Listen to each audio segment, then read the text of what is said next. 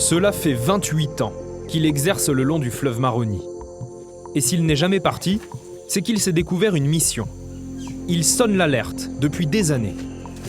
Les Français qui vivent ici ont des problèmes qui n'ont rien de naturel. Alors petit bonhomme, un petit bonhomme. Ils avaient remarqué que certains de leurs enfants avaient des difficultés d'apprentissage, de mémorisation, etc. Ces élèves qui rejoignent l'école de la République en pirogue montraient des retards inexpliqués dans l'apprentissage. Et le médecin a fini par trouver le responsable, le mercure. Il a donc demandé aux femmes enceintes de changer leur alimentation. Bonjour maman, assis-toi. Alors je crois que j'ai une bonne nouvelle à t'annoncer. C'est les résultats de ton mercure du prélèvement qu'on avait fait au mois de juin, puisque tu es à 1,5. Donc félicitations. Ben, c'est magnifique, tu as des taux de mercure qui sont très très bas. Et c'est remarquable. À la première consultation, elle avait un taux de mercure dans le sang 10 fois plus élevé. C'était très inquiétant. Mais grâce au docteur Pignou, elle a retrouvé un taux normal. Jusqu'à présent, je fais attention parce que en fait, j'ai peur pour mes enfants et pour moi-même aussi. C'est un effort colossal. Pour nous soignants, ça veut dire que notre message est passé et que les patients l'ont bien intégré. Bon, d'après moi, c'est plus qu'un docteur, hein, parce que ça fait longtemps qu'il travaille pour nous. Voilà, il fait tout, presque tout pour nos enfants. Merci maman. Ok, ça va? Oui. Les femmes enceintes et les jeunes enfants ne doivent plus manger les poissons carnivores du fleuve, car ils sont contaminés au mercure. Et du poulet. Hop. J'ai grandi avec du poisson. J'ai mangé que du poisson.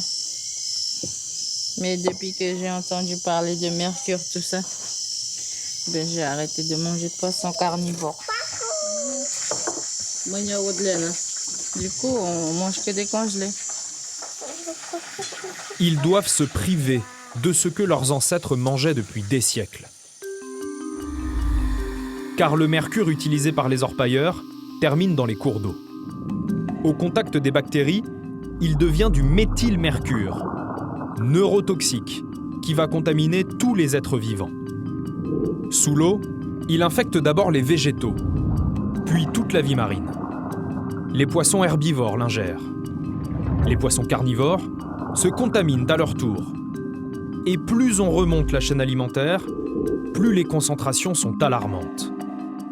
Dans les plus grands prédateurs, on retrouve des taux 100 000 fois plus élevés que la normale.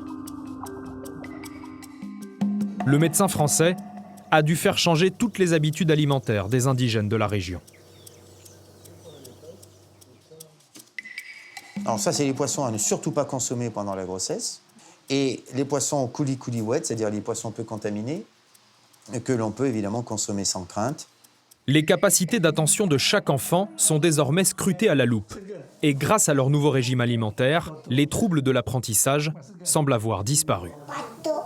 La source qui produit ces intoxications est connue.